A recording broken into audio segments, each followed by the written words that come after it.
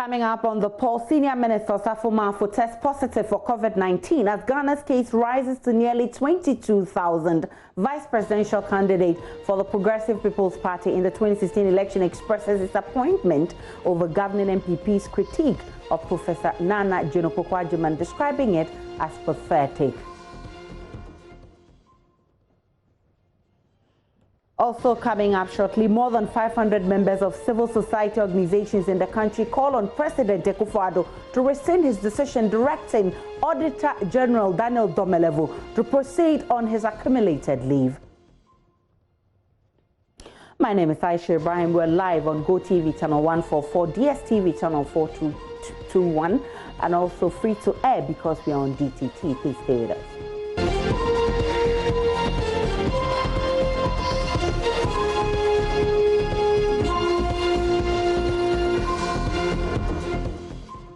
Ghana's COVID-19 total case count has risen to 21,968 after 891 new infections detected in 73 districts. Clinical recoveries are up to 17,156, with the death count standing at 129. The death rate from the virus in Ghana has been noted as a 0.58%. There are 4,683 active cases, of which 22 are severe cases. 6 of the severe cases are in a critical condition and 5 are on ventilators. For the bulk of the new cases, 571 were recorded in 24 districts in the Greater Accra region, 93 cases from 18 districts in the Ashanti region, and 86 from 5 districts in the Western region. The Ghana Health Service says the nation is recording an average of 400 cases a day. This is a source of concern. As the service says, it points to non-adherence to the safety protocols. The ministry announced the country has recorded 891 new cases after hitting nearly 1,000 on Monday. Director General of the Health Service, Dr. Patrick Kumar-Boaje, has been briefing pressmen on the latest figures. Today we have recorded a total of 21,968 positive cases. That is from the first time we recorded a case in March 2020. The cases have been obtained through routine surveillance and enhanced contact tracing. Cumulatively, we have had 8,880 positives from the routine surveillance and 13,088 from the enhanced contact tracing. We have so far conducted 316,798 tests, individual tests, for the majority of times were taken from enhanced contact tracing. We have also at the same time recorded a recovery rate or clinical recovery and discharges of 17,156, with the total deaths currently standing at 129 deaths. This brings the case fatality rate as the rate of deaths as against the total number of positives to 0.58%. Our active cases currently stands at 4,683. These numbers are being managed in our treatment sites, isolation centers, and for those who meet criteria, under home management, which still remains the largest number of cases. Currently, we have 22 severe cases in our treatment centers. 6 are critical and 5 are on ventilators. The new cases we are reporting today, which is not, for example, for like yesterday and today, it's 891 cases from 73 districts, and these samples have been taken roughly about the last 10 days, and so I'll give you details when I get there. Out of these 891 cases, 579 have come from Greater Accra. That is 24 districts out of the 29. 93 cases came from Ashanti region, 8 coming from 18 of the 43 districts. Western region reported 86 new cases for this period, out from 5 districts. Bono is 49 cases from 6 districts. Northern region, 26 cases from 3 of the 16 districts. Central, 25 new cases from 3 districts. Eastern region reported 18 cases from 6 districts, and Western North 4 from 2 districts. Savannah reported 4 new cases from 1 district. Upper West, 3 new cases also from 1 district. Oti, 2 new cases from 1 district. Bono, 1 from 1 district. Volta, 1 from 1 district. Upper East, Northeast, and Ahafo did not report any new cases within the period. Next slide. Yes, so because of the way we are not getting samples, so we are also doing the weekly moving average. It is showing that there is an increasing trend, as you can see. There is a downward trend currently, but that is yet to be seen how it turns out that more tests are done.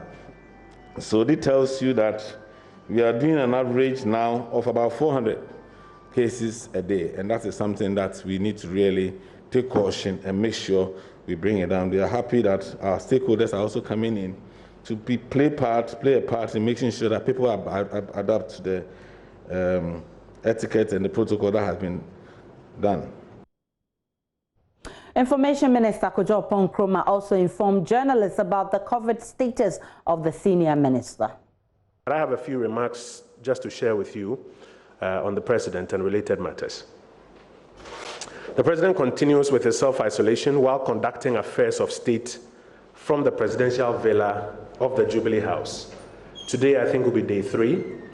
The president has been conducting state business via telephone and other technology, and has been in particular following up on the COVID response program, as well as a broader 2020 work plan of his administration. We're thankful to all for the best wishes to him. In a separate development that has come to us this morning, Senior Minister Yaosafo Mafo has been informed that his sample given for test has returned positive. He will therefore, as of today, commence treatment for COVID-19 from home. And in consonance with the transparency that we're bringing to this, he has instructed that we inform the general public of this accordingly. Our best wishes remain with him and all who are battling the virus, and we continue to encourage strict compliance to the preventive etiquette, particularly social distancing and the wearing of masks.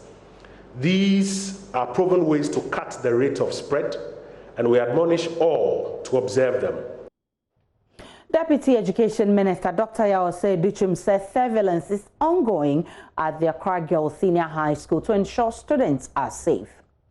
Ghana Health Service, in conjunction with Ghana Education Service, have gone through several routines, meetings, establishing protocols, ensuring that everyone was prepared. The various logistics were provided by the government, face masks, Veronica buckets, sanitizers, everything that needs to be provided has been provided in our various schools so that the children will be safe. So far, at the tertiary level, we haven't had much of what you compare to what we saw at Accra Girls. Accra Girls High School, a very distinguished school in Accra, 7 young women. On June 29th, a case was reported to the health bay, a student who was unwell. Of course, they quickly identified that it might be a symptom of COVID-19. Student was immediately isolated. Subsequently, other students were having similar symptoms, and they were all quickly quarantined. To really use the medical terminology, I hear there's a difference between quarantine and self-isolation and isolation. So the students were quarantined prior to the testing. And as I speak with you, the test results came in, and we had 6 students who tested, unfortunately, positive for COVID-19. They were immediately isolated and taken care of, parents informed to ensure that we can bring down the anxiety. I can understand a parent getting a call from school saying that your child is not well and it's COVID-19. The frustration will be to the highest level possible. And I can understand why other parents will also run to the school and say, can I take my child away? But taking your child away at this point is not a very good option. The school has isolated 648 contacts. And it's not just 6 students. There was an instructor and the wife who has also been isolated. So you have 8 students from the school community. At this point, the 648 contacts have been identified. A number of them have been tested. The Ghana Health Service took a team, worked with a team of 200 in looking at everything that needs to be done, that has to be done. And as I speak with you, they're on top of the medical side of things. And the Ghana Education Service is also looking at the education side of things. We understand that in the midst of all the anxiety, it's difficult for students to even learn. But counselors are on site now, looking at ways that they can help the students recompose themselves and begin to take a look at the preparation that is ahead of them. At this point, what we want parents to understand is that everything possible is being done to make sure the safety of the children is protected, that the children are not in harm's way, and that anything that the Ghana Health Service has to do is being expedited, is being done in a way that is different from what is even done in the general community, because they know these are children who are in school, whose parents have entrusted them to our care, and we need to make sure that they are safe. The school has 701 final year students and 459 second-year gold track students. The gold track students were those who had to be in school because at the time of the school closure, they had not spent enough time in school to catch up with those that were on green track. So they were called back to school together with the final year students. The Ghana Health Service, the Ghana Education Service conducted a joint inspection of the school. They have access to continue to heighten the awareness in terms of physical distancing, in terms of the number of students that can eat at the dining hall at the same time. They have asked that we continue to ensure that the protocols are observed at the school as they deal with the students who have been isolated and the students who have had contact with those who unfortunately are positive. The 6 students who are positive are now in the care of our excellent health workers and medical staff, and they are receiving the best of care so that we can protect them and we can get them out of the illness, sickness situation. I just want to say that everything that needs to be done is being done. Our strategies and implementation plans are all on track, and we're going to do everything to ensure that the students are safe where they are now. Any subsequent decisions, of course, will be taken at the highest level of government and with the advice of our distinguished health experts from the Ghana Health Service. Thank you.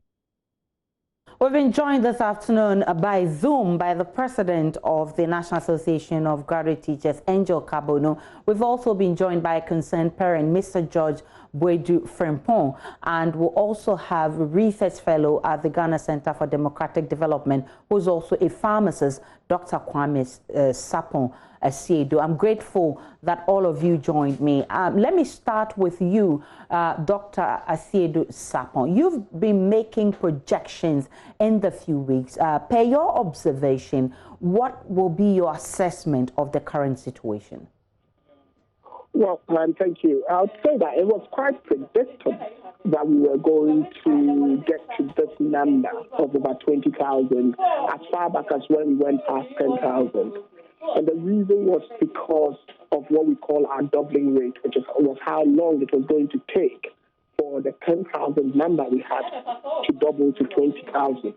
And at that time, our doubling rate was 27 days. It subsequently started dropping because our case count started picking up. and by last week had dropped to 17 days. So it was only a matter of time for us to get to 20,000. But my only caution is that if we don't start working on the causes of contagion and spread in the community, then within another 17 to 26 days, we should be looking at 48,000 minimum. And that is what my concern is, because as for the 20,000, we cannot do anything about it. We probably had the opportunity when we were at about 10,000, and we missed it. I don't think we should miss the opportunity now that we are 20,000.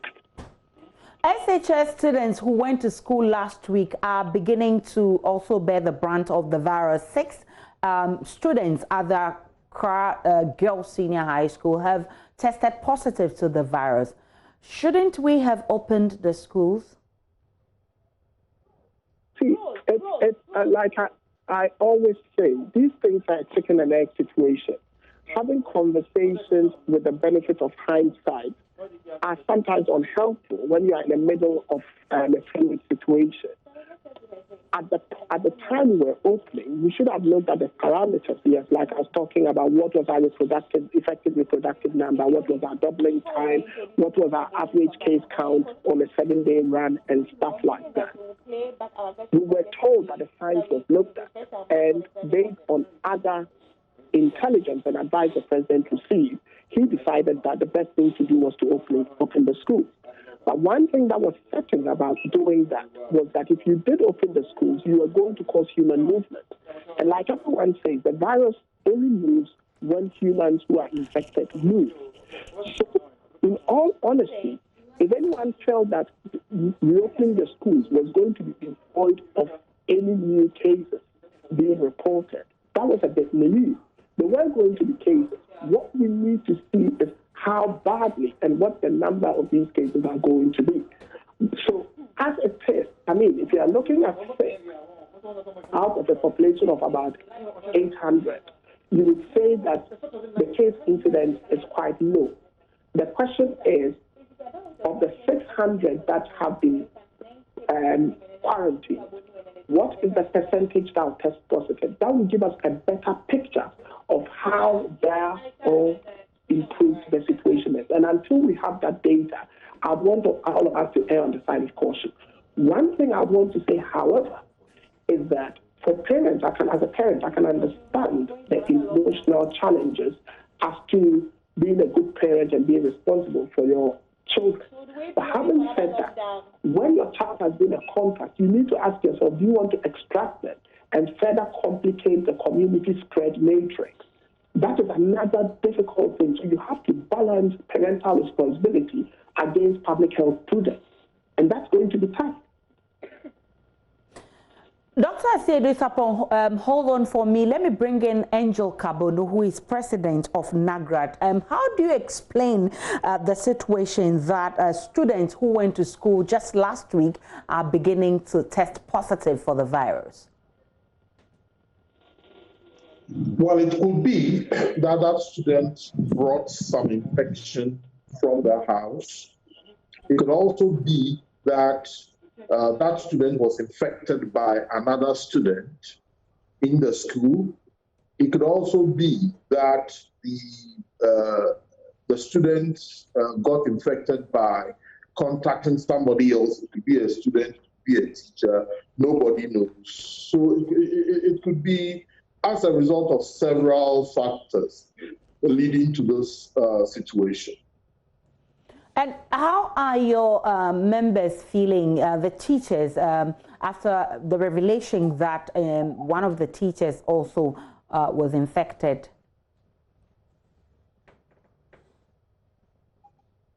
Mr. Kabonu, if you can hear me, I'm saying that following the revelation that a teacher had been infected. Yeah, the teachers are very worried. And it is not only teachers from Accra Girls who are worried. I have messages from a lot of teachers from all over the country indicating that due to the health behavior of students here and there, they suspect that this student or that student could be infected, and that until there is a test for those students, they will not be sure, and the possibility of infecting other students and teachers are there, and so on and so forth. Now there is a teacher in Accra Girls who is infected.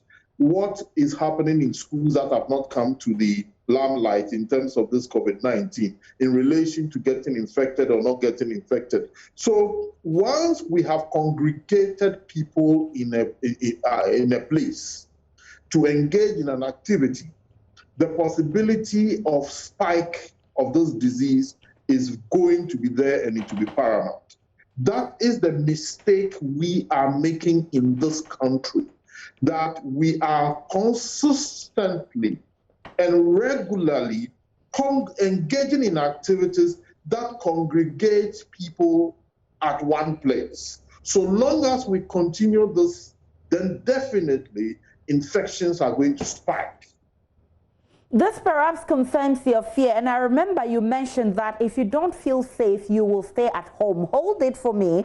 I'll be gauging your mood on that. But let me bring in a concerned parent, George, who's also been talking about the situation. George, you must be worried about this situation, that the children are already testing positive.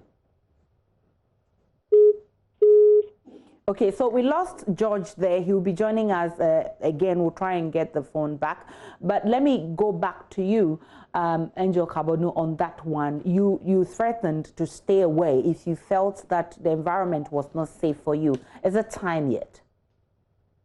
Well, you see, the parents who went to the school premises yesterday and this morning, crying and wanting to find out the status of their children, if they knew this was going to happen, they definitely would have asked their children to stay away from going to school because they had the option of doing that. But they trusted the system and sent their children to school. So if they had had this on hindsight, definitely they were going to stay away from the school premises because, look, there is nothing more important to us today than life, right? So that is what is happening. Look, politically, we are congregating. To go and register to vote, we are congregating. We have brought students to congregate in schools. So our behaviors is contributing to the increase in infection of audio. We're having some feedback from your audio. Let me bring in back Dr. Asiedu Sapon. Doc, even yesterday, as parents rushed to get their kids at the Accra Girls School, for instance, it was chaotic because, number one, the place was congested. Number two, the crowd was not properly managed. I bet you some parents or even more students could contract the disease from what happened yesterday. You must be worried about this.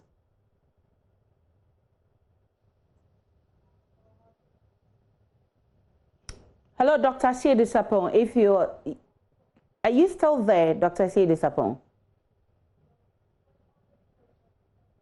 Okay, we lost Dr. Asiedu Sapon there. We'll try and bring him back. If we have Angel Kabonu there, you were earlier making the point about the environment not being safe. Is it time yet that teachers will withdraw their services because they feel the environment is unsafe? Countries like Korea, France, and other countries, when there was spike when school reopened, they did not even wait for the teacher unions to raise hue and cry. The government quickly closed down the schools. And we are expecting that the Ghana Education Service and the Ministry of Education will quickly monitor the situation and take their prudent step and advise that, look, life is more precious. We had very good intention for the students and the teachers. The situation is gradually getting out of hand, and therefore we think that the time has come for us to close down the schools. I guess George Frimpong is back on the line. He's a concerned parent. George, government says it will do everything to keep the children safe. Are you still not satisfied?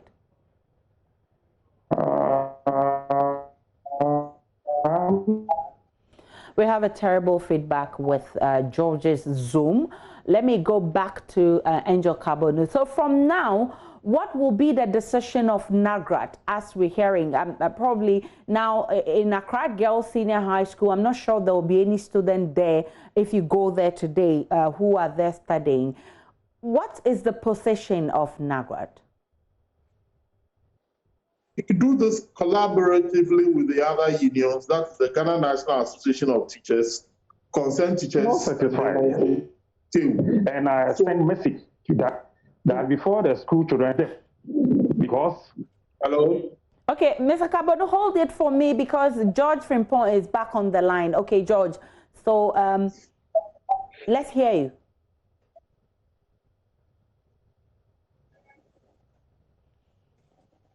Okay, George has gone back again. Angel Kabonu, you may continue with your point. Yes. So tomorrow, the teacher unions are going to hold a short meeting to assess the situation. And then we'll have to come out with our position. We are gathering information from institutions and schools all over the country. And then we will also come up with our position by the close of work, either tomorrow or on Thursday. Let me ask you this direct question. There are many who feel the schools must shut down. You agree? Absolutely, I agree. All right. So we'll be waiting to hear from you tomorrow after that meeting. You have the Angel Kabonu, who is president of NAGRAT. If we have George Sapon back, George, you must be worried about this situation, but government has assured that it will do a lot to keep the children safe. Aren't you satisfied? We lost George also there. Thank you so much for joining the conversation. And Dr. Sapon is also a research fellow from CDD and also a pharmacist. He joined us earlier. We're still on the pulse. We'll take a break. When we return, there is more in this bulletin.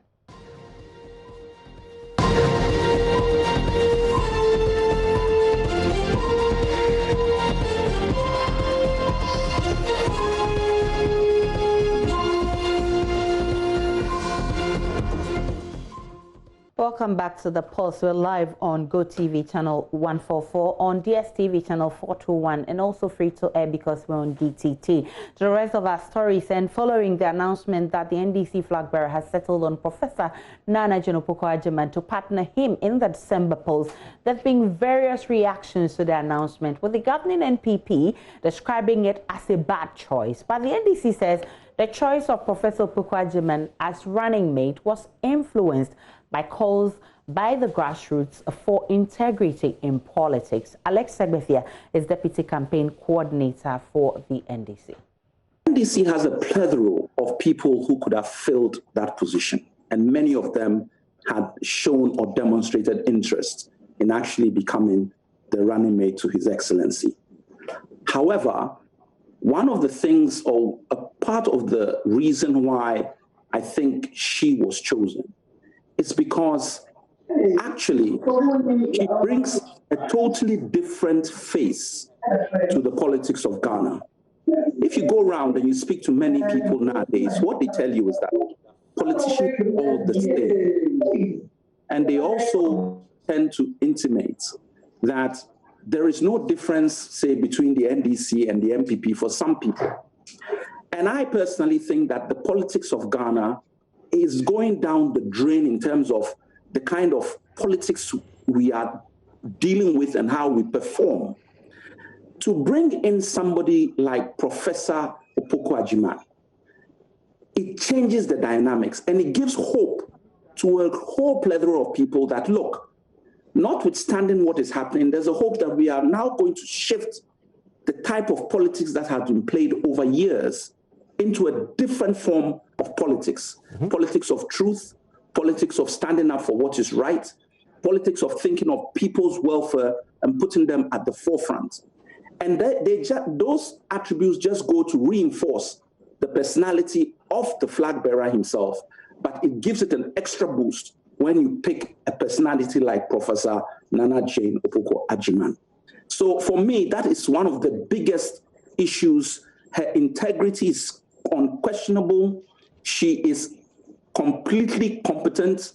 She is clearly somebody who delivers.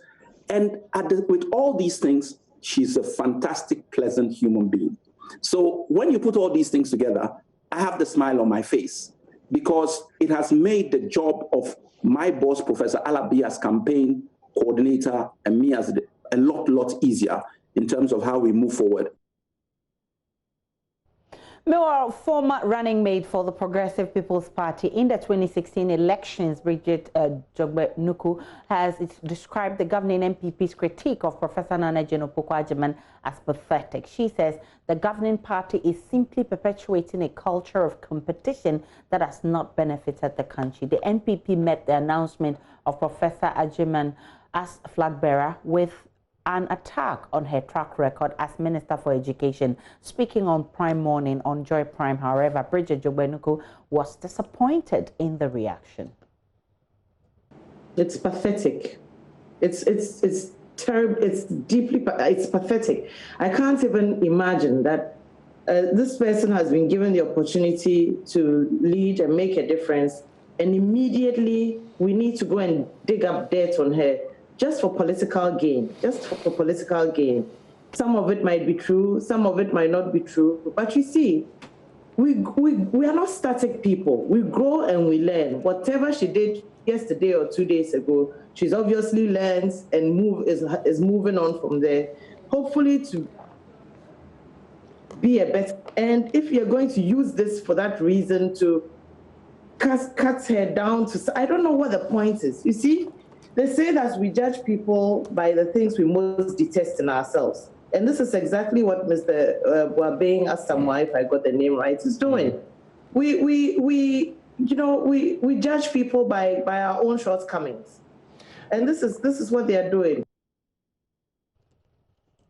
Clearly, this announcement has been received with applause by gender activists in the country who have hailed it as a momentous occasion in the country's politics. We have strong panel today. Joining me via Zoom, also a gender equality and inclusion expert, Dinah Adiko. Professor Techua Menu will also be joining us. And we also would have Comfort Dabo, who is with the Coalition for Affirmative Action. Strong panel, I must say. We'll speak to them shortly. But as you may know, Ghana has had some 6 past female vice presidential candidates. Let's take a minute to remind ourselves who they are.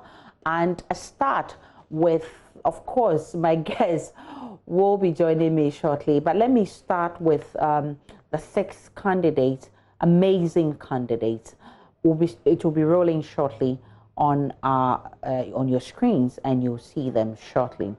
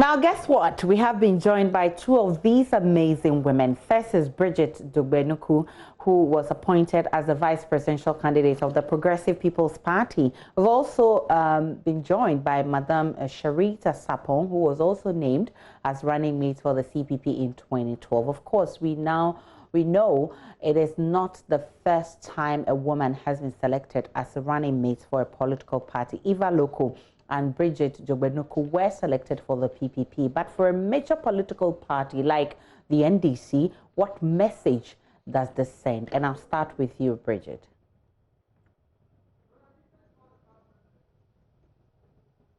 Hello, Bridget. If you can hear me, yes. I'm finding out. Yes, I'm sure you're amazed, or you're so excited to see that your fellow woman has been appointed as running mate for a major political party like the NDC. What message does this send? Well, there's lots of messages coming through. I think that it's beginning to sink into the body politic, or maybe the governance of Ghana, that women also have a role to play. In fact, we should have a larger role to play, seeing that we are 51% of the population. I hope that her appointments as a running mate in the NDC is not just so she's a figurehead, but indeed because she brings on a lot of value. I was listening to Mr. Segbefia earlier on, and I hope that what he is saying is as sincere as it comes across, that she is being put there to make a change and make a difference and be seen for what she is, so that when she's making that difference, of course, she won't face opposition, because she comes with certain values, certain qualities, certain principles that for someone, and I went to Wesley Girls as well, for someone who went to Wesley Girls will not compromise on them, and see to it that she is leaving a legacy or a certain change in the party and also in the governance of our country. I think that we've drummed on the fact that she's a woman, but indeed she's a woman with certain qualities and certain virtues, and that is what she should be seen for. And aside from it would be nice that if it was a man who would have those same qualities, but we bring a unique femininity to leadership, and indeed I think that she's well placed to play that role and make that difference. It's a joy for everybody. That's as you term it, much to my displeasure, a major political party. I think all political parties are major, and we will make them major depending on how much trust and how much trust we repose in them. So yes, for now we'll say a major political party has put a woman there, and I hope that one day a major political party will go beyond putting a woman in vice presidential position and put her in the presidential position. Let me bring in Professor Techua there. I'm sure you're super excited to hear that a woman has been appointed running mates for a major political party like the NDC. What does this mean for the party? Thank you very much. Let me begin by just correcting the record. In 1978, Lieutenant Colonel Christine Deborah was selected as the running mate for Dr. R.P. Bafo. So if you're talking about candidates, there has been one. Maybe many of you on this program are rather young, so you may not remember. Great. I think that, yes, we were excited. I don't know about super excited and many of the words that you're putting in our mouths. But I think that it is important to put this in perspective. Indeed, we have several parties in Ghana, but we know that there are two dominant parties, the NPP and the NDC. Therefore, the actions that they take in respect of women can go a long way in redressing many of the issues that women face in this country. There is very low political representation of women, both at the executive and in leadership positions. If you look at the election that we are about to hold, the NPP has 24 female candidates. The NDC has 23 female candidates. So these major political parties between them have 47 candidates. Even if all of them were elected, even if all of them were successful, that would constitute only 17% of the 275 member parliament. And it would be nowhere near the 30%, let alone a 40 or 50% representation of women in politics. So I think that we should put things in perspective. It is historic, yes, and there is no problem about Professor Opoku-Agyeman's competence. She has demonstrated it. I'm a little critical about what Dr. Segbefia was just saying about integrity, etc. I think that we should be careful not to place women in this position where they are all the things that men are not. I think that we want integrity in political and national life for both men and women. We also want to see an equal proportion of men and women. So like Bridget, I'm looking forward to the day when a major political party will nominate a woman also as a presidential candidate. I have no doubt in the competence, the track record of my good friend and sister, Nana Jane Opoku-Agyeman. We have been classmates from Form 1 in secondary school. We've been in the same dormitory, etc. So there is no problem about that. But we have a lot of issues. Each of the political parties has been in power.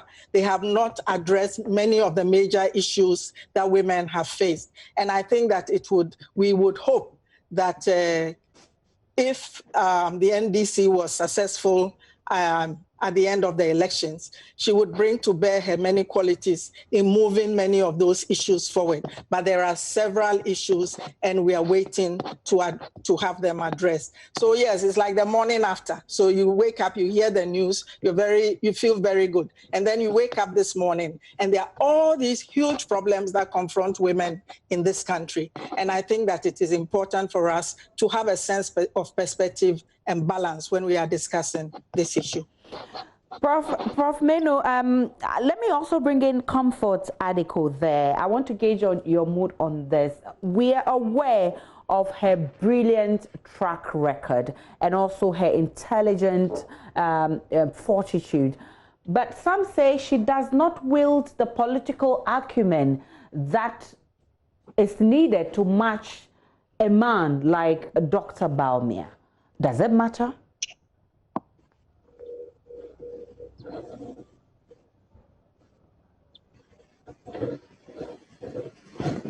Oh, sorry, I was muted. Yes. Sorry. My name is Diana Adiko and not Comfort. I think there's another Comfort on the panel. We are excited. I am excited because obviously I'm young. I'm very young. I'm Professor Techiwa Menu's daughter. I mean, so she's seen it from very different levels and stages from the past to the present. So she knows that we could do better. And following them and being a part of the struggle, we, the young ones, are very, very excited because we've not seen it like this before. I remember when Madam Bridget Jogwenuku was nominated or appointed, we were very excited. But then we also knew that even though it was a big, bold step, it was not going to change much with regards to the possibility of her becoming the vice president. Yet we saw all the attacks that went on to her because she's female. And the things that were being raised were not about her ability to do the job, but things that had nothing to do with the role. That being said, your question about whether she matches up to His Excellency Bawumia, first, we don't think it's a competition between both of them. And we don't think also the position of a vice president is about the economy, it's about economics, or it's about being an expert in the finances of a country. We think that it is having the ability to support or supplement or complement the effort of the president and the team. And we've seen her before. Fortunately, she's played a role in this country that we all know her name before now. And we think she's all-rounded and she's very excellent. And nobody have raised issue about her competence. And personally, I'm not into the conversation as to whether she can match His Excellency Baumia or not. She brings what she has to the table, and many of us are confident in that, and we think she is competent to do the job. We are very proud of the things she's achieved in the past and the things she stands for today, and we are hopeful that as we know it, so will it be in case she gets, the NDC gets elected and she becomes vice president. And we think let's dwell on that much more than worrying about whether she's going to talk about economics or not. And we know that being able to speak about it is not equal to being able to execute on the ground. It comes with a lot more things. So for now, let's say it is what it is, and we are happy that the NDC has picked her, and we have a female running mate, and that changes the conversation. It brings a lot of hope for us, for those who were beginning to give up when we were worrying about having things as ordinary as panels for discussion being all males. And then we wake up one day and we're like, okay, we can actually have a vice president in the race, and that person is a female. So we are happy. Because, of course, many have said that this is an encouragement, because we've all been fighting for a lot of women to be included, or women inclusiveness. Does this make any difference, a woman being nominated as running mate for a major political party like the NDC? Will it make any difference when we talk about ensuring female inclusion across board? I think it makes all the difference. It makes all the difference. Otherwise, why would social media be buzzing? All of you journalists are getting more information. It makes all the difference. It's a breath of fresh air. I think with COVID and everything happening, a lot of people were beginning to look away from political activities. Then all of a sudden, there's a jack and that we're all up. It makes a lot of difference. How many times have we not said and hoped for women to be in top leadership and political position? So this makes all the difference. It brings hope. It gives us, it gingers the discourse for both for the two major parties. It makes all the difference, and we are very happy about it. Let me put same question some of us are hopeful that she wins, and when she becomes vice president, we're also hopeful that we would see certain level of difference, as Madam Bridget and Professor Techoa Menu mentioned, that we expect that she delivers in a certain way that complements it all. But let me be frank with you. Up to this point, we've seen different kinds of male vice presidents. We've had different feel of what they can do as leaders. I think we should also be open-minded about what Professor Nana brings to board, and also allow her to be and take her steps one day at a time. Let me put same question to Comfort Dabo, if she can also hear me. I'm asking if this will make any difference, because the obstacles that women have had to deal with this particular fight. What difference will this make in the fight for women to climb the political ladder? Okay, we lost Comfort there. Then I would have to direct this to Sharita Sapon, who is former running mate for the CPP. Does it make any difference? Sharita, are you still there?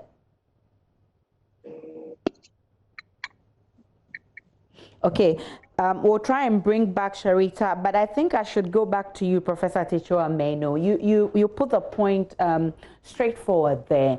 The fact that she's been described as having myriad of experience in education, also being an intellectual. Yesterday, many of her party members described her as somebody whose integrity is intact. But many say she's just playing a supportive role.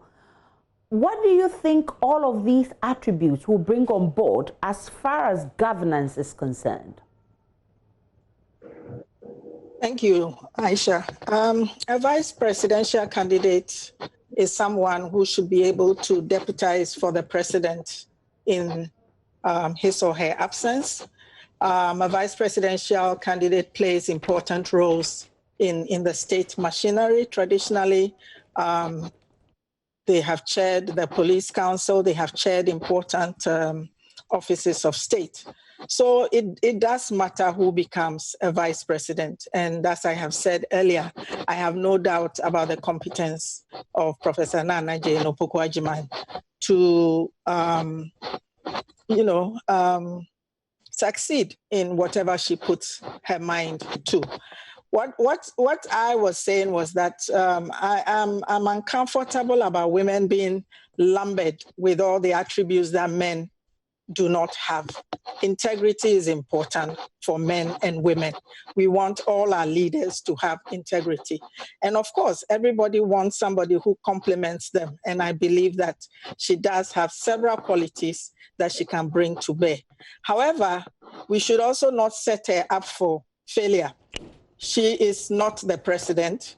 There are things that she can do. There are things that she can initiate. She cannot change the fact that should the NDC win at the end of the year, they are going to Parliament, even on their best showing with only 23 female MPs. And we do have a problem with leaders, with representation of women in this country. We've done very well. We've done a lot of firsts. We've had first female chief justices 2 times running. We now have a first female vice presidential candidate of a major party, but these have not brought about the changes that we need for Ghanaian women. And that is what I'm looking at. So as I said, the symbolism is important. We are very happy, but we need to go beyond the symbolism and to push for real substantive changes. We have several. So we have many provisions in the Constitution that 27 years later have not seen the light of day. The Property Rights of Spouses Bill, the Affirmative Action Bill, all of those things. We have a political system that is based on a winner takes all.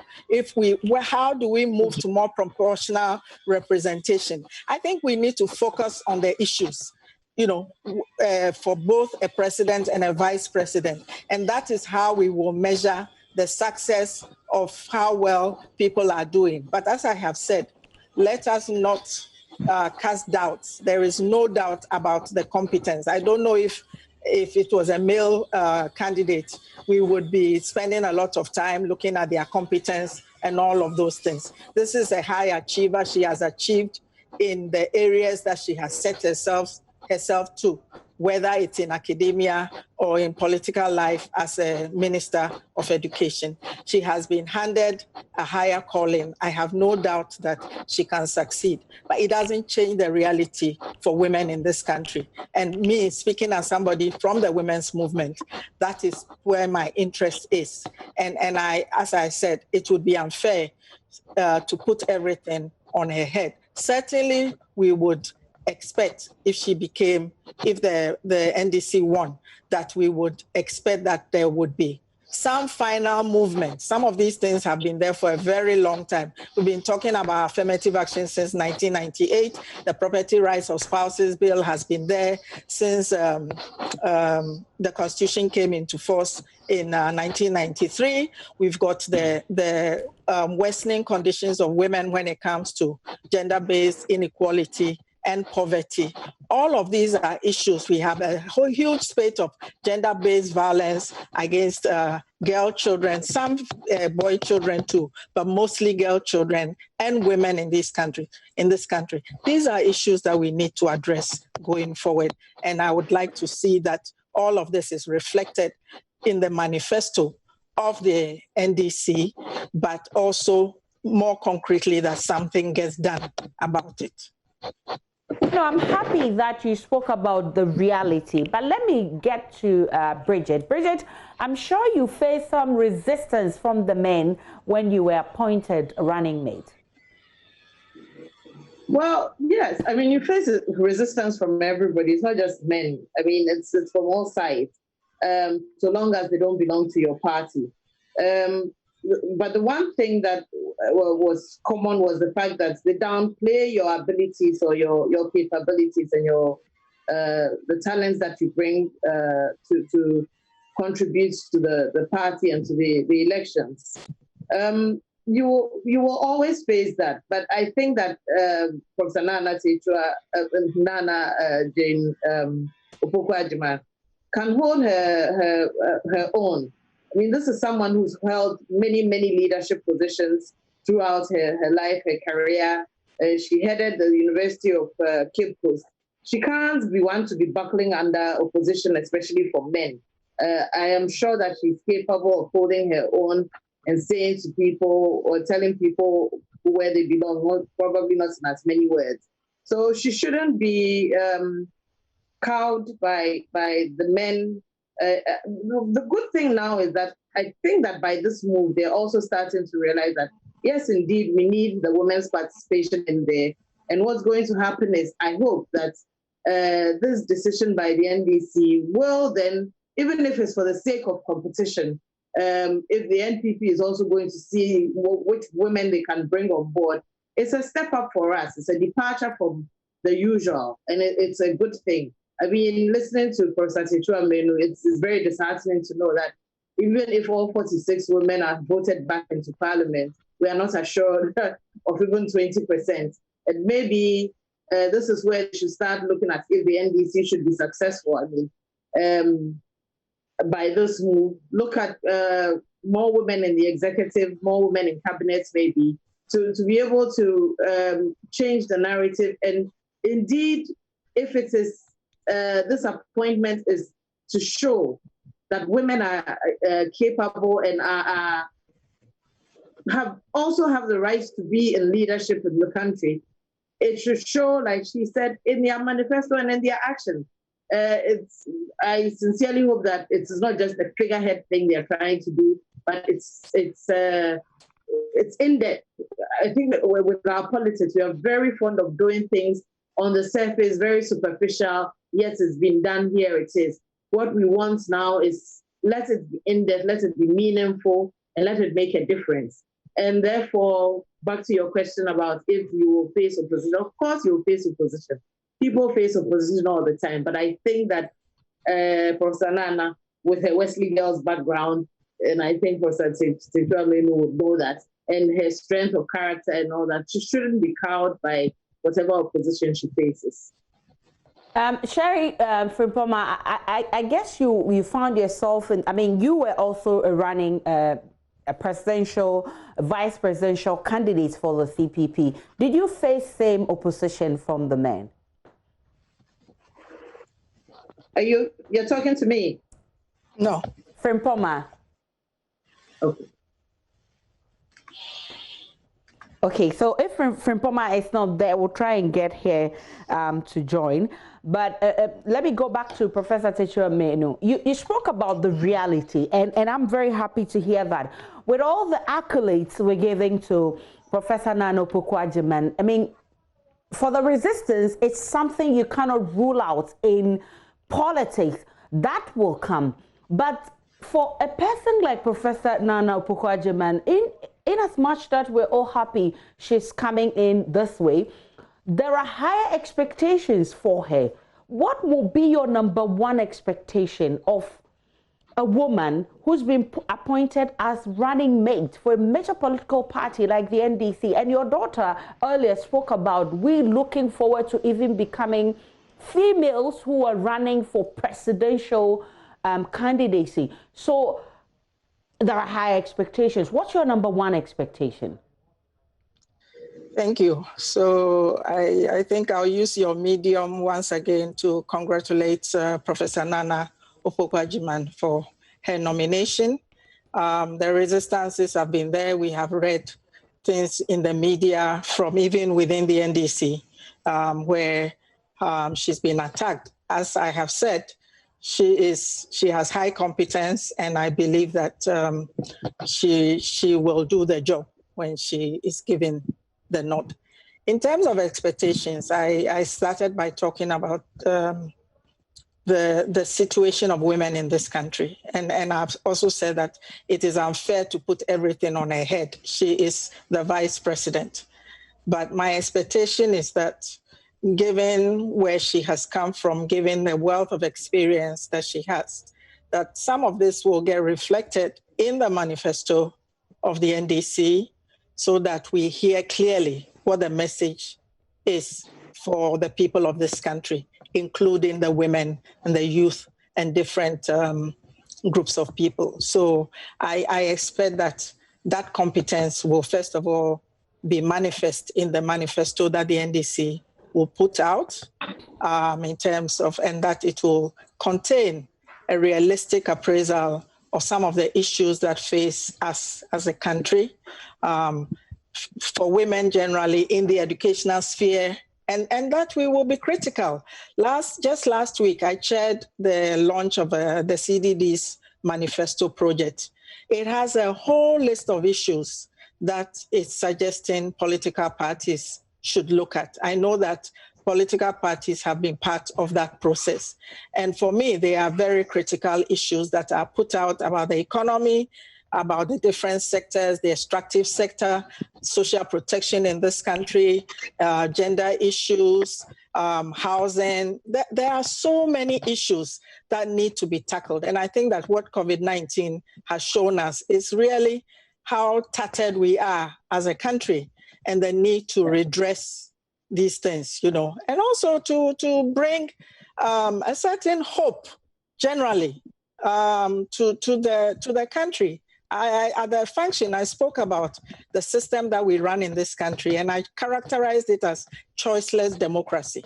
I think that people should not risk their lives in these COVID-19 times going to vote just so things can return to usual. We'll have a passing of the baton, and then it's a turn to also eat a coconut or whatever it is that is there. So we are really looking for a new dawn. We are looking for change in this country. We are tired.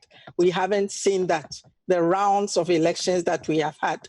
Ghana is punching below its weight, and we need to rise up. And I believe that Professor Nana Opoku-Agyeman can help to set the vision for the NDC and really begin to lift the spirits of people, because people are really despondent, that for how many times do we have to go around these rounds again?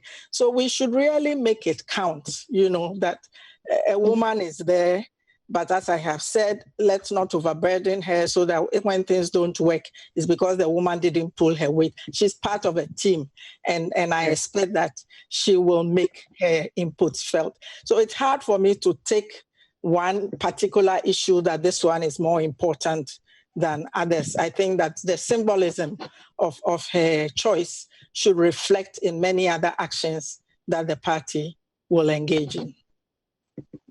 Thankfully, Deputy General Secretary of the NDC, Barbara Samoa, is on. She's joining the conversation. And let me find out from you, what does Madam Jane bring on board? This position, I'm sure a lot must have gone into deciding to put her there as running mate for your presidential candidate, John Mahama. Thank you very much. Good afternoon to our viewers this afternoon. I must take this opportunity, first of all, to congratulate Madam Jane for her nomination and for the overwhelming approval that was given to her by NEC yesterday. She comes on board with a whole package, integrity, principle, hard work, dedication, and most of all, to represent what the women of Ghana have over the years been fighting for. And I know that in listening to all the strong women who have been speaking this afternoon, I know that it is very, very refreshing to have at this point in time in our life, in our political life as a country, to have a woman of stature to come and calm down there, to give hope to Ghana and to let us know that indeed our democracy has come a long way. And for me, she brings more than just being a woman and coming on the ticket. What are your expectations of her as a party?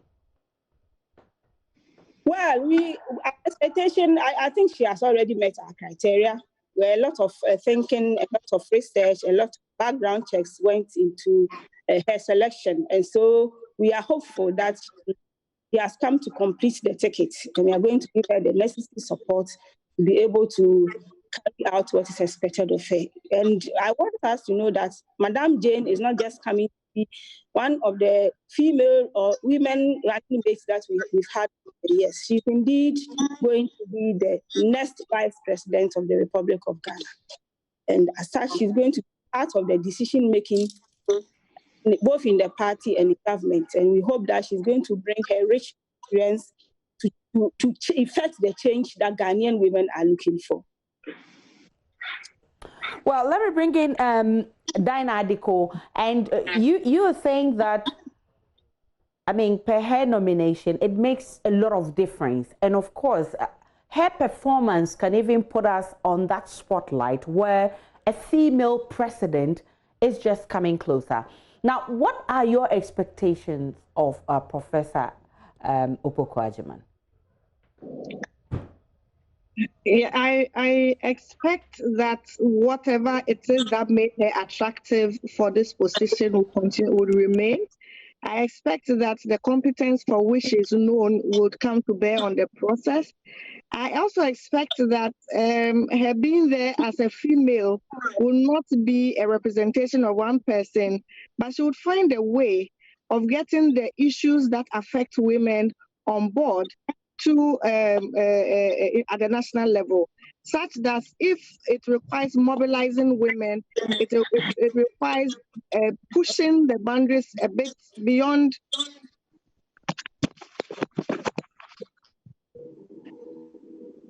We lost Dinah Adiko there. Let me bring in Comfort Dabo, who is with the Coalition for Affirmative Action. Is this what are your expectations, I mean, from where you sit as a Coalition for Affirmative Action? You know, affirmative action has been a project we've been working on for so long a time. This must be good news for you regarding where you sit with your coalition.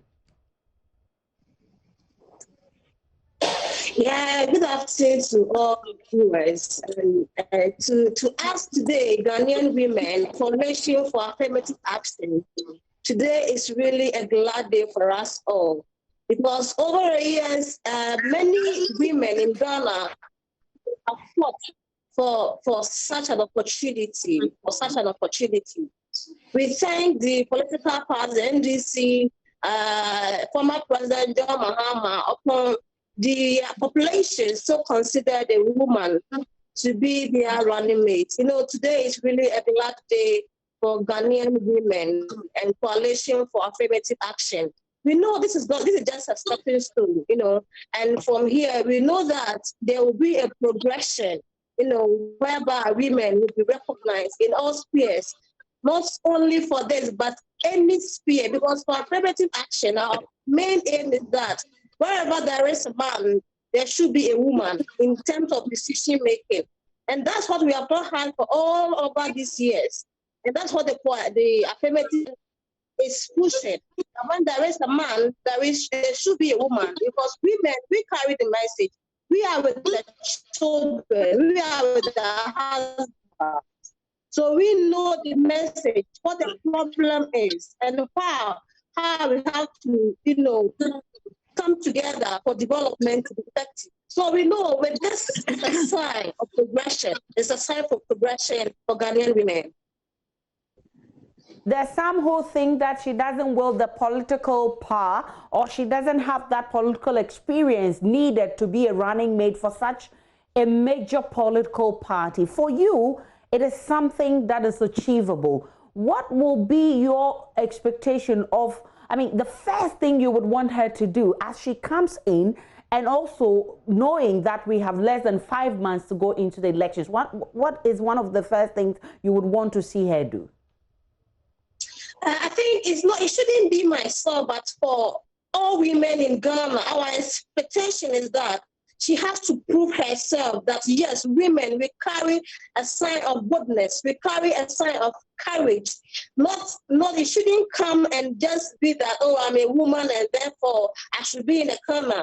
This should be a brightening stone for us all. It should be a kind of, she should be a light for us all. It should be a light so that political parties can also consider women not just as vice presidential candidates, but even as president. So I think she carries a lot of, should I say a burden, not a burden, but then it should be a sign, she should be a sign that indeed it will prove our hard work, it will prove our, when we have been talking for years, but she should be a sign that yes, what the women were talking about now, yes, Professor Jane has proved it that indeed women are capable, and she has done it, and therefore all other women can also do the same.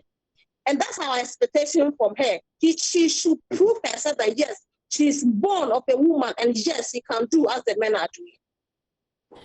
I'm grateful, ladies, for joining the conversation. I must say it's been a very interactive afternoon. I spoke with Professor Techua Menu, who is former director of the Institute of African Studies, and also Bridget Jogbenuku, who is former PPP vice presidential candidate. I also joined by Dinah Adiko, who is gender equality and inclusion expert. Comfort Dabo is with the Coalition for Affirmative Action, and very brilliant, excellent submissions there. I'm grateful that you joined us on the Pulse. Let's get on to other stories, because some professors at the University of Cape Coast, where the running mate to presidential candidate of the NDC was Vice Chancellor, have been speaking about the leadership qualities of Professor Jane Nana Opoku-Agyeman, while others believe she did her best while she occupied the position. Some others believe, apart from her academic record, there's nothing basically to show for it in terms of leadership. Professor George Kweku-Toku-Odro, former Pro-Vice Chancellor of the UCC, and Professor Kwame Osei-Kwarteng, current Dean of the Faculty of Arts, who both occupied various positions under the leadership of Professor Jane Nana Opoku-Agyeman, have shared their thoughts. So I wish her all the best. She's a very good friend of mine, and people will not vote based on the fact that she's coming from this place. I also remember her contribution so far as internationalization is concerned. Because of her links with the UNESCO, she projected the university to that level. Of course, leadership, people will have different perspectives. It is just like describing the lion, the elephant, you know. People will look at the tail, others will look at the bottom. But for me, this is a woman who has actually excelled in what I would describe as a typically masculine-dominated environment, which hardly permitted women to rise to that highest epic.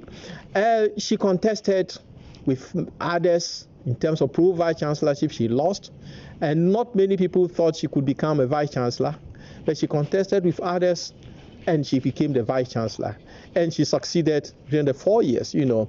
So we may not have perfection, but I believe that this is a woman who exhibited visionary leadership. My expectation, one of the things, if we look at the fact that globally, the United Nations globally, if you look at Sustainable Development Goal 5, talking about gender equity, one expectation I really hope she will bring on board to help the flag bearer of the NDC, and for that matter, the NDC as a party and of the nation, is to propel female representation on leadership activities. In fact, if we consider the fact that the Constitution of Ghana itself promotes equal opportunities, irrespective of gender, but the fact that even in Parliament, the percentage of women in Parliament are low, and the fact that if you interact with a number of female at our secondary schools, in our universities, a number of them are not encouraged. They assume that certain positions are for men, so they will not even dare. You want me to give you my candid view so far as her leadership as Vice Chancellor is concerned. Some people were not happy. Do you get me?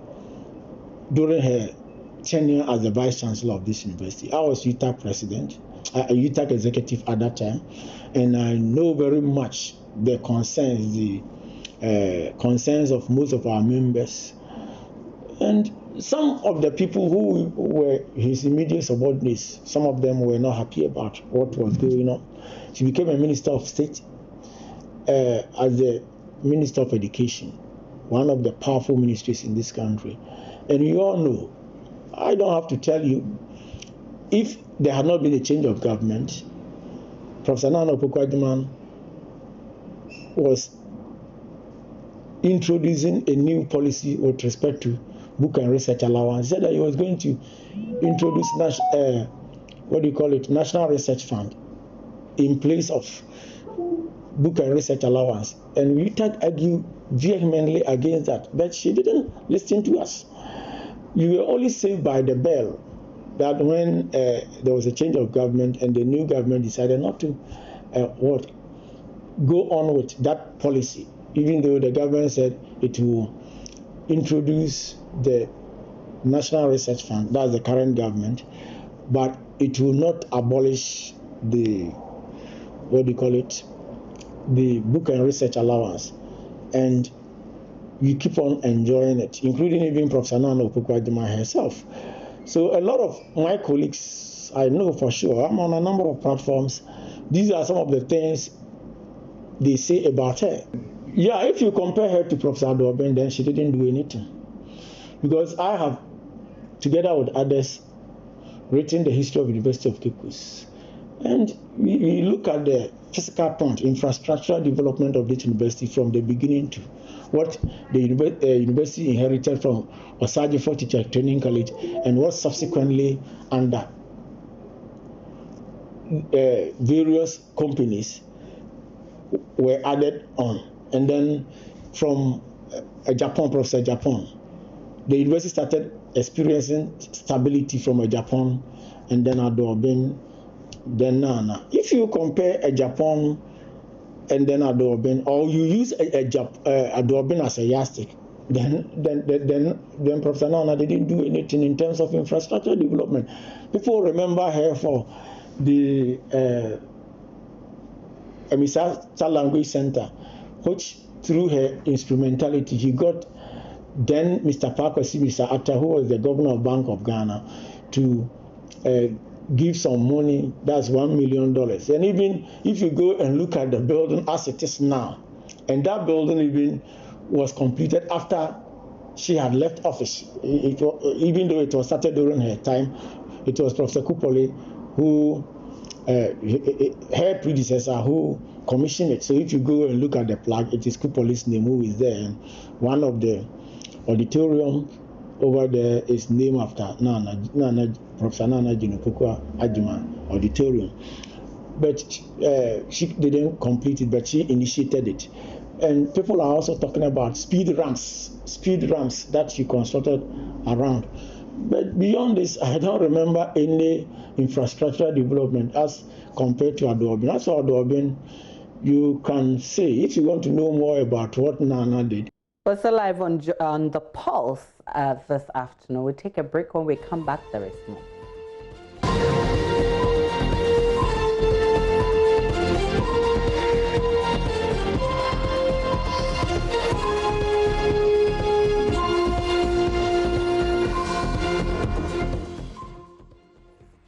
On your election headquarters, very little is heard of persons with disability, women and the youth during national elections. Your election headquarters is changing the narrative with its groundbreaking election program, the Joy Ballot Box. This year, the ballot box is promoting an all-inclusive election 2020.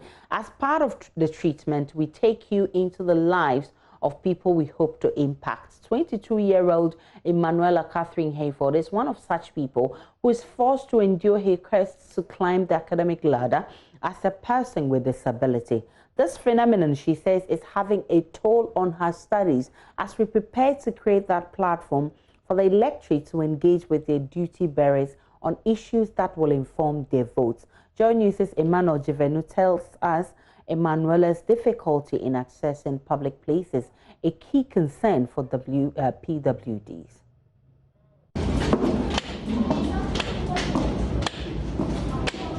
This is a daily struggle of Emanuela Catherine Hayford.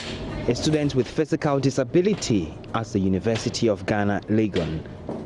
She makes her way from the ground floor to the third floor anytime she attends 5 different lectures. Climbing a flight of steep stairs makes her tired and leaves her drenched in sweat. For 8 months, she's expected to be used to climbing up and descending the stairs. But Catherine says making it up and down strains her and leaves her body aching throughout the day and night. Worst of it all is when she has to use the washroom. Catherine says she is forced to retain her urine and descend slowly to the ground floor to ease herself, an experience she describes as humiliating. I go to class panting, like short of breath, like it's a hassle. Like I basically don't feel the need to be in class because it's stressful. Even the stairs alone you get from people when they see you sweating and panting. Even the stairs they will give to you alone is a different thing altogether, and it's sad. On a daily, she has to journey up to the lecture room an hour ahead of schedule in order to secure a seat.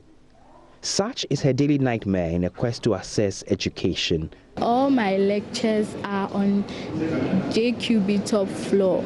I'll have to take the staircase, about 30 staircases before I get up there, and my class is at the far end. And with that, I have to wake up very early in the morning. If I have class at 7:30, I have to make sure I'm ready by 6 so that I'll come and take the staircase at my own pace and go and settle and wait for the lecture to come. And it's really a struggle. Because of a daily stress in accessing the lecture room, sometimes she misses classes, and that is taking a toll on her academic work. Yesterday, for instance, I had to miss lecture because my lecture was on the top floor, the top floor of JQB. So I had to miss that lecture because the trauma I passed through taking the staircase. Yes. A bus for students with mobility challenges transports her to and from lectures. But days that the bus is unavailable, Catherine would have to either spend 12 Ghana cedis for a taxi or forfeit class. She admits this is having an adverse effect on her studies. At times we'll be given group works and we would have to meet at a particular point to discuss or make contribution. And all these places are not accessible for persons with disabilities, so I would have to opt out, which means I'll lose marks there. The University of Ghana established an office for students with special needs to cater for the welfare of individuals with any form of disabilities. The office is supposed to make sure that the school reasonably accommodates Catherine by ensuring all lectures are organized in rooms accessible to all. But the coordinator of the office says Emanuela's plight is yet to come to her attention. Catherine hasn't informed me about her lectures being at JQB. I know about Catherine, I know she has difficulties, but what I know is that our bus takes her to and from her lectures. But as to the fact that she's at the top floor of JQB, she hasn't told me. I didn't know that. If I had known, would have tried to do something about it. And they shouldn't wait till this is the 6th week of lectures. I mean, if we know at the beginning of the semester, then we can do something about it. But if she waits till this long, then it's more difficult to do something about it. Long term, we have to make the buildings accessible. And I've been saying that every opportunity I get. It is the law. It is in our own policy. We recently had a policy approved. So long term, definitely the university will have to make these buildings accessible. In 2006, Ghana passed the Disability Law Act 715, which aimed at ending the discrimination that faces people with disability. A 10-year moratorium given by the Act for old buildings to be renovated to disability-friendly status has indeed not been met. The moratorium ended in 2016. Students like Catherine therefore go through unnecessary strain to access education. But Catherine is determined to rise above the odds. As she climbs the academic ladder, she wants to be aided with a prosthetic leg. So my number one wish is to get a prosthetic leg. Yeah, that would be my number one wish right now. So to feel comfortable, walk normally. Until then, Catherine would continue to face discrimination in the quest to satisfy her academic thirst and hunger. Emmanuel Givenus reports for Joy News. Now, the ballot box project lead here at your election headquarters, Emefa Atiamwa Early, joins us live via Zoom with more. Also on phone to join the conversation is President of the Volta Regional Federation of Persons with Disability, who will be featuring out the maiden outdoor event at Hohoi, Mr. Eluloko Fije. Good to have you, lady and gentlemen. Let me start with you, Emefa. Tell us about this year's ballot box and social inclusion. Thank you very much, Aisha. So as you heard in Emanuela's story, which just played, we are targeting persons like Emanuela, women, youth group, you know. The first time we executed ballot box was in 2016, and the focus was on poverty. But this year, we are looking at an all-inclusive election 2020. And when I say all-inclusive, we do not want the conversation about the campaigns, the manifestos, everything regarding this year's election to be limited to just a few of the population. We want everyone to be part. And you would agree with me, over the period, very little is heard of such people as far as elections are concerned. We are talking about the youth, we are talking about women, we are talking about people with disability. And Emanuela's case, for instance, you can see she has an issue with accessing public facilities. And this has been a conversation which has been on the drawing board for so long, but you don't seem to see any solution to this problem as far as persons with disability are concerned in Ghana's development.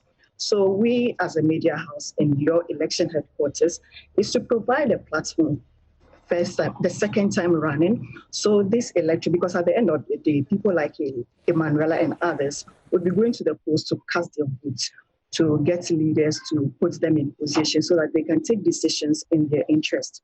So on the ballot box, which we are starting the maiden event on Friday at Hohoi, we are gathering people like Emanuela, the youth, women, so they would meet with their duty bearers, people who are seeking to represent them in government.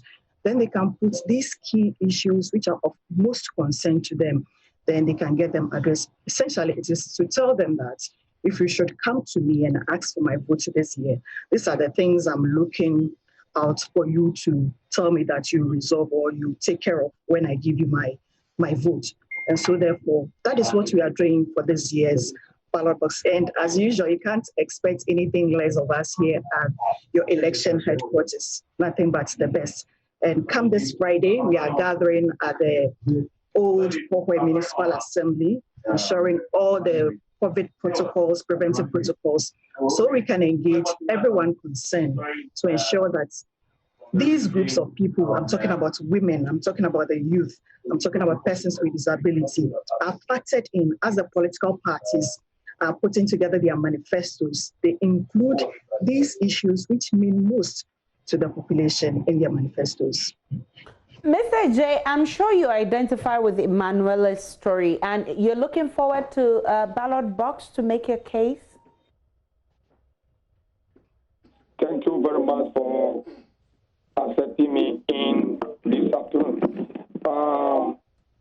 I feel very bad hearing of Emanuela's case this afternoon. For all this while, since 2006, when the Disability Act 715 was passed in the Parliament. Sorry to say, up to now, Parliament is not able to pass any allied legislative instrument that will back this law for persons with disability, so that a institution like University of Ghana we can test the law on such institutions for admitting persons with disability without making provision for them. Sorry to say, the officer said she has not complained about her difficulty of the use of the facilities earlier. Now, so they are in midway the semester before the issue was, her attention was brought to it. It shouldn't be so in Ghana today. The disability law is 14 years old, and University of Ghana should still have their infrastructures as it were, but continue to admit persons with disability. Yes, we also have the right to attend that school. Our persons with disability also have the right to access better education in that institution. So I think the ballot box is coming at the right time when we will be meeting our duty bearers, and then such problems will be put before them, and the whole world will hear how they will be addressing it in case they come to power. So we are sorry. Our sister is going through such problems over there. I also passed through such problems in the University of Education, Winneba, some 10, 12 years ago. But it depends on each individual's physique, on how we are able to manage the use of those facilities. But I am pleading with the stakeholders, the government, or individuals concerned, the political authorities should do something, take an action today, so that I always say, when they do it today, thinking they are doing it for the disabled today, tomorrow, any of them can be like us. And they also have the use of such facility. We lost Mr. J there, but let me bring back MFA who's leading that project, ballot box. What do we seek to achieve with this? Aisha, the first is to, as I stated earlier, is to provide a platform to let the electorates and their duty bearers or whoever is seeking to represent them in government be on the same platform so that they can have discussions of issues of concern to them. And we are also looking to building an informed electorate. You know, most of the times people will just vote because, excuse me to say, a friend is voting in a certain pattern or a family is noted for a certain political party tradition, so they would have to vote like that. No, you want to understand the issues. You want to see that you are voting. You want to take a personal decision that this is the reason why I am voting. And another is to make sure that whatever the political parties are putting together in their manifesto are the realities on the grounds, as long as the needs and the concerns of the electorate are concerned. You don't go and sit in your corner and just put anything together and then come and tell the people, if you give me the power, this is what I will do for you. No, I should be the one to tell you that this is what I need and this is what I want you to do for me. So on the ballot box, this Friday at Spokane, this is what is going to happen. We are providing the platform first for the electorate and the political actors to be able to discuss issues of concern to them. We also want to promote a situation where the electorate will be informed. They will vote based on issues. And as much as possible, the manifestos that the political parties will be putting together shouldn't be just for their own political interest, but it should be a projection of the realities of the issues, concerns of the electorate on the ground. Of course, you need to stick and stay with your election headquarters on the Joy News channel for everything elections. Thank you, Emefati Amwa Eli. Now, more than 500 members of civil society organizations in the country have called on President Akufo-Addo to rescind his decision directing Auditor General Daniel Domelevo to proceed on his accumulated leave. Mr. Domelevo was last week notified to begin his accumulated leave since he was appointed in 2016. The Auditor General, in a reply, asked the President to reconsider his directive, but in a swift response, the Office of the President extended his leave period to 167 from the previous 123 days. Well, the CSOs, including the Ghana Integrity Initiative, CDD Ghana, Imani Ghana, Ghana Anti-Corruption Coalition, the Institute of Democratic Governance, IDEG, among many others, have described the President's action as regrettable and unconstitutional. The CSOs also hinted they will seek redress at the Supreme Court. Dr. Kojo Pumpuni Asante speaks on behalf of the group. Citizens should support and protect the independence of the Auditor General and his office. We as citizens have to fight for public officers like Mr. Domelevo. Not because they are saints, not because they are infallible, but because they show us that the governance and society we clamor for is possible. As citizens, we have to make a choice. Whether we want an Auditor General who will hold everyone to account without fear or favor, one who will ensure our hard-earned taxpayers' money is used for the benefit of citizens and not to go into individual pockets. If that is what we want, then we have to stand up and make our voices heard. And that'll be it for the Pulse this afternoon. Many thanks for watching. My name is Aisha Ibrahim.